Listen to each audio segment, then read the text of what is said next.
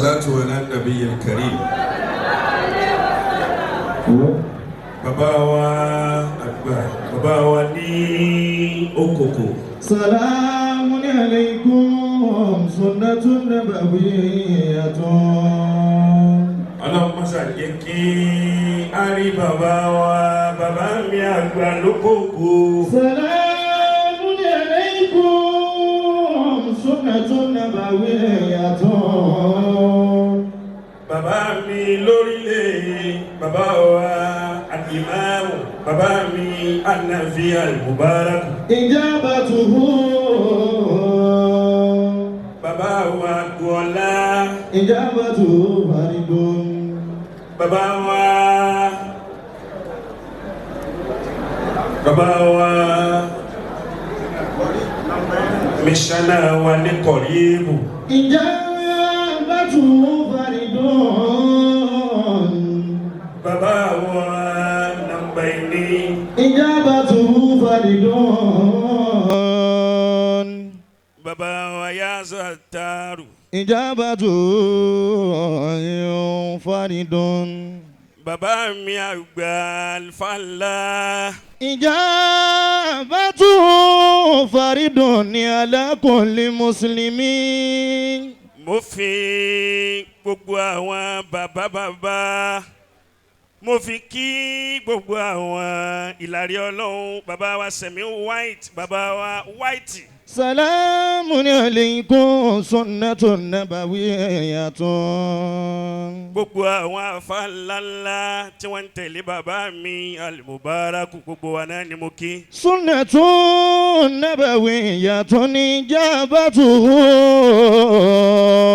Mo kí ọkùnrin wa, mo kí obìnrin wa, mo kí ọmọdé, mo kí àgbàlagbà. Ijabatuhu faridun. Maulana Yazattaru. Ijabatuhu faridun. Wọ́n ti wí gbogbo nǹkan ni wọ́n fọwọ́ kàn pẹ̀lú ẹ̀mí mímọ́, pẹ̀lú ọkàn mímọ́.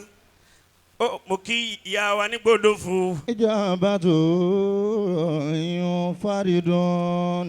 Àwọn bàbá mi ò ní jókòó níbi kan àfi pẹ̀lú yọ̀ǹda Ọlọ́run. Faridun ni ala kulli muslimin.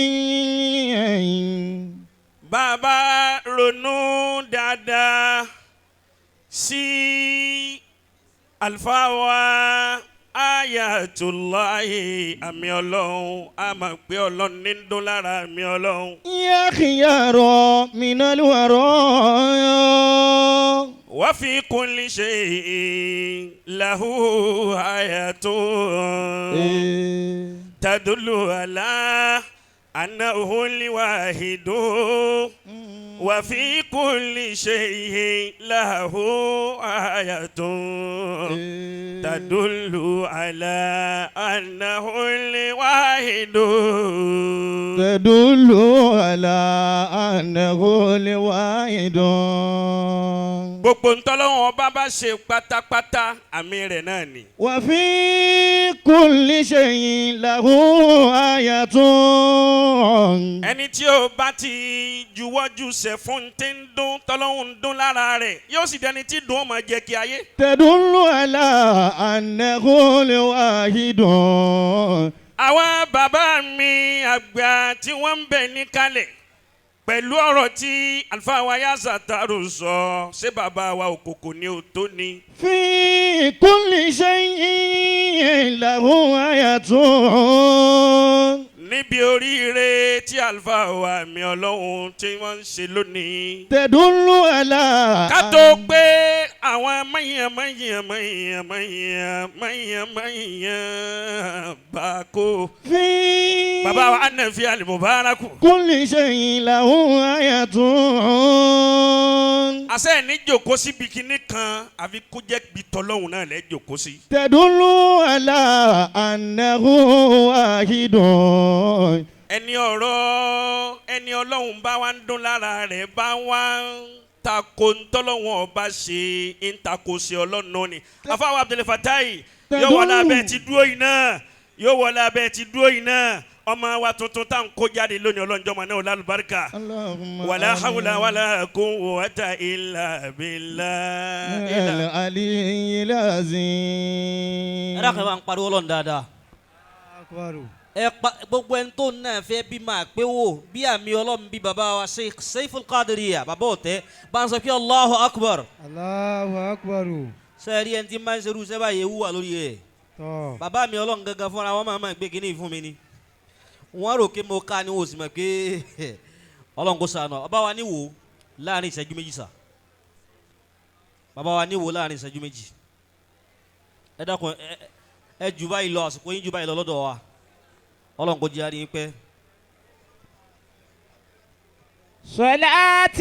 صلاتي وتسليمي وأزكى تحياتي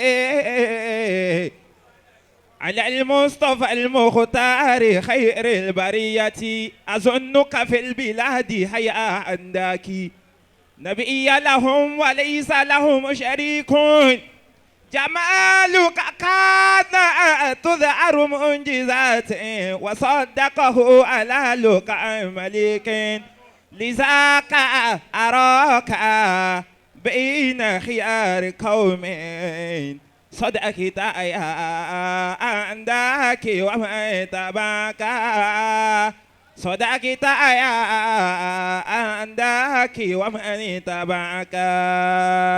الحمد لله نعمدا الذي لك الحمد بصرا وسماه مهما وامره بحمدي لكي نعمد لحمدي ثم صلاة وسلام على حبيبنا رسولنا المسعود في السماء بالمعمود وفي الارض بمحمد صلى الله عليه وفي وسلم كتابه بأحمد وعلى اله واصحابه ومن اتبع مسكنه لا يوم ليس لا يلسله ولد الهدى فالكائنات فالكائنات ضياء بابا والستار أدام الله حياته بابا من ستار أدام الله حياته gbogbo ẹni Ọlọ́run bá ṣẹ́kù lára rẹ̀ kó pé ṣéwù. شيخ bàbá àgbà bàbá lókòkò àlùfáà àgbà kan ṣe tírà kan ó pè ní istamtahu bi ayatik.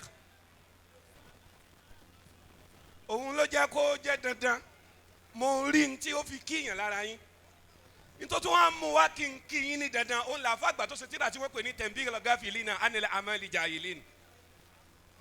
ó ní ìzá ó ní kulla zambin hatamahu Allahu bin nari aw lahana aw azaba aw bil gadobi. gbogbo ọ̀rọ̀ tọ́lọ́hun tàbí àná Muhammad صلى الله عليه ọ̀rọ̀ tí wọ́n bá وسلم ti sọ nínú tẹ̀m̀bíl gáfìlínà anil amali jahilin ni nítorí fà kí n fi kí bàbá àgbà lókòkò nu gbogbo ọ̀rọ̀ tọ́lọ́hun bá ti sọ tàbá nàbí sọ tí wọ́n wá lẹ́ni tí ó bá ti ṣe tàbí tó bá ṣe yọ wọ̀ ná àbí yóò rí bínú Ọlọ́hun àbọ́lọ́hun ó fi yà jẹ́ àbọ́lọ́hun